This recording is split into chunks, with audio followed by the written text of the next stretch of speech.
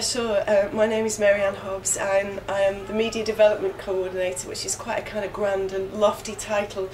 Effectively it means that I muck in with all the media scum who get involved with Forge over at the Student Union, and we have about 500 students engaged over here.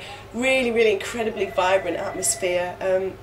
We have a bi-weekly newspaper, 48 pages long. We have an embryonic TV station which has been incredible in recent weeks. In the last 2 months I think they've made maybe a total of 60-70 new films.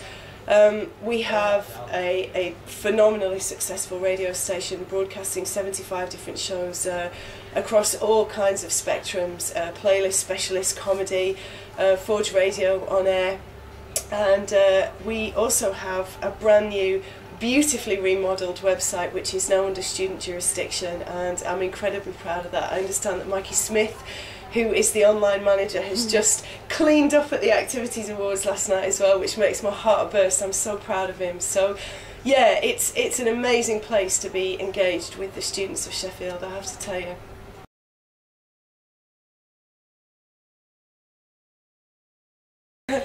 Well, I decided to come to Sheffield University in the first instance and work at the Student Union, principally because I guess when my great mentor died, John Peel, he was only 65 years old, and he went to his grave with this incredible wealth of knowledge, of information, and he was obviously an iconic radio broadcaster, but he also did so much in television and in print journalism.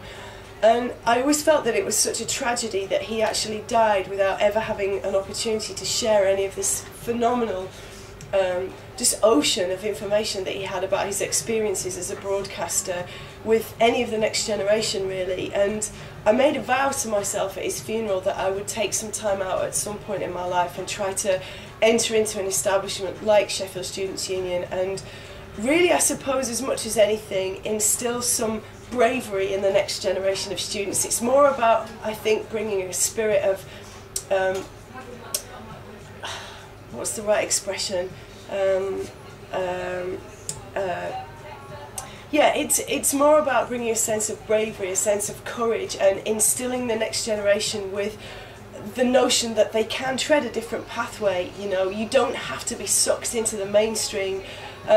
And I think that was very much kind of right at the epicentre of the challenge for me at Sheffield, and I have to say I've absolutely loved it here. I've had an amazing symbiotic exchange of energy with the students that I've worked with, and I think they've taught me as much as I've taught them, you know, and I think in a way they are done a great disservice by the media of this generation. Students have a reputation for being lazy and selfish and only concerned about the new iPad 2 and completely consumer driven, and I have found through my experiences at Sheffield completely the reverse to be true. You know, the people that I'm engaged with are incredibly intelligent, they're very ambitious, and they want media that's aspirational. A lot of the time that they switch off, it's because they're not challenged enough and they think things are too dry and too boring and dumbed down way too far to actually engage them. And it's been a really valuable experience for me in many ways, because I often have to deal with sort of media managers out in the broader environment, out on the kind of high seas of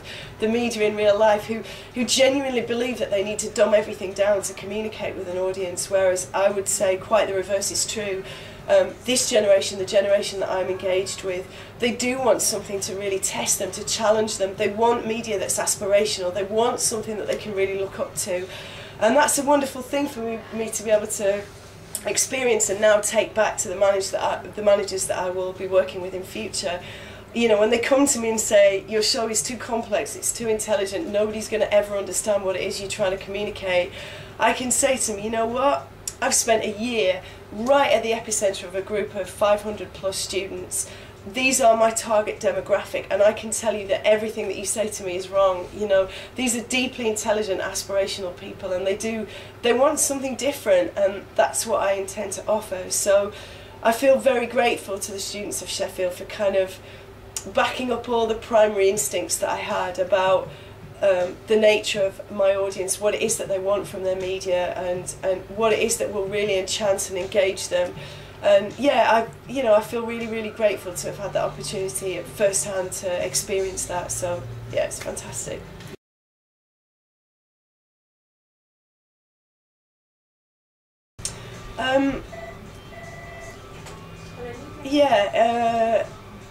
Let me just think how I can phrase this. I genuinely really believe that the media is literally one of the only environments in the world that actively encourages every race, colour, creed, sexuality, gender. And traditionally, women have been slightly underrepresented, but I would say from first-hand experience that all of the really, really powerful men that I've worked with have actively encouraged more women to come in and more women to actually engage with the media. It's a very tough environment, let me tell you. You know, you have to be 100% committed, dedicated, almost obsessed, really, to make any headway in this industry. It's just the nature of the beast. It's very much governed by Darwinism, I think, the entire media, really. It's all about survival of the fittest, but personally speaking, I've never ever found any discrimination as a woman, and I would say if you want to commit your life to this, which is ultimately what it will take to be successful, you will find many men and you'll find many people, as I say, of all kinds of denominations who are engaged with the media who will want to help you. They recognise that they need more female voices, more female perspectives, and they're really, really, really happy to help nurture and bring along creative talent that's female driven, because they want that perspective. I think it's really, really important, and you'll find a great deal of encouragement if you're really prepared to commit. So go for it, charge at your dreams and never look back. That's what I would say.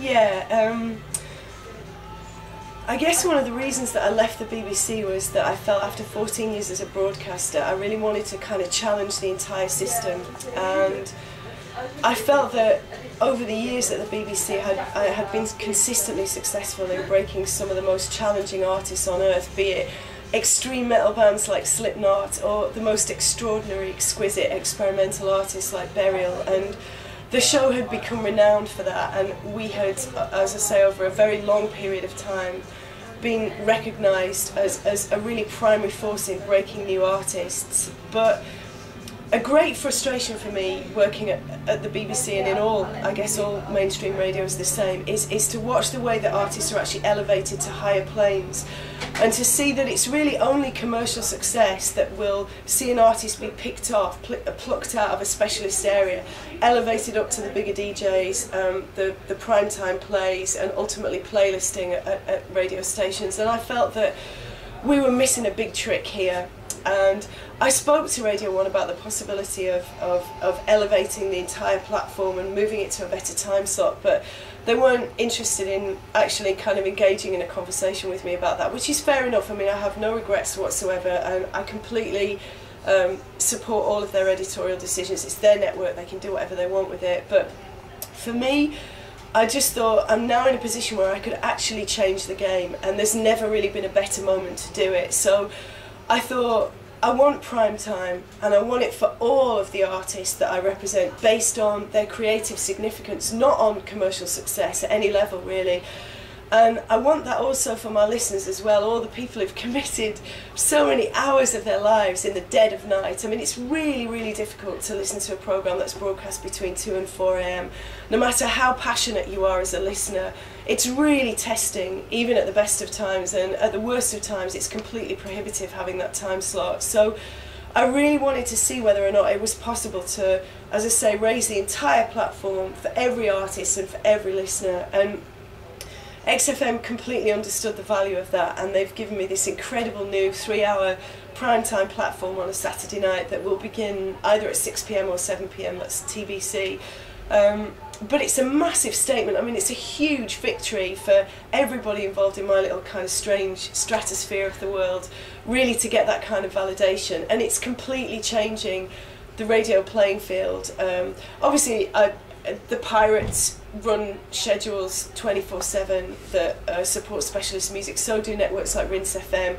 But in terms of actually mainstream broadcasting, this has never happened before, so I feel like it's a real victory, and if I can make this a success for all of the community that I care about, perhaps other networks will follow, and we can really make some radical changes in the way that radio is broadcast, because to be honest, it's very old-fashioned, basing the elevation of artists primarily on record sales. I mean, if you look at a festival, say for example like Coachella, that I've just come back from playing in America, I was playing on a main stage out to 10,000 people as part of a 3-day lineup made up exclusively of extremely experimental artists, the type of people that I would have supported on the BBC show. And I think if you look out to the way in which live music operates, you will look at an entirely different landscape, and that landscape and the success of that landscape is never really represented on radio at all. As I say, it's only based on actual commercial record sales, and I think in many ways that's incredibly old-fashioned, and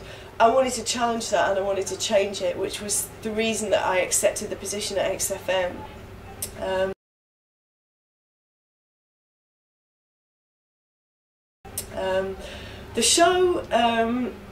The show's 3 hours long, which gives me an extra 60 minutes to kind of toy with, which is fantastic for me. And I guess I'll be pushing out the parameters a little bit more broadly in terms of the types of music that I'll be taking in. It'll still be experimental, but most people know that I have a great love of extreme metal, of guitar music, of all kinds of different spectrums other than just the electronic spectrum that I was representing at Radio 1. So yeah, you'll find me kind of pushing out the parameters a little bit more broadly on the new show.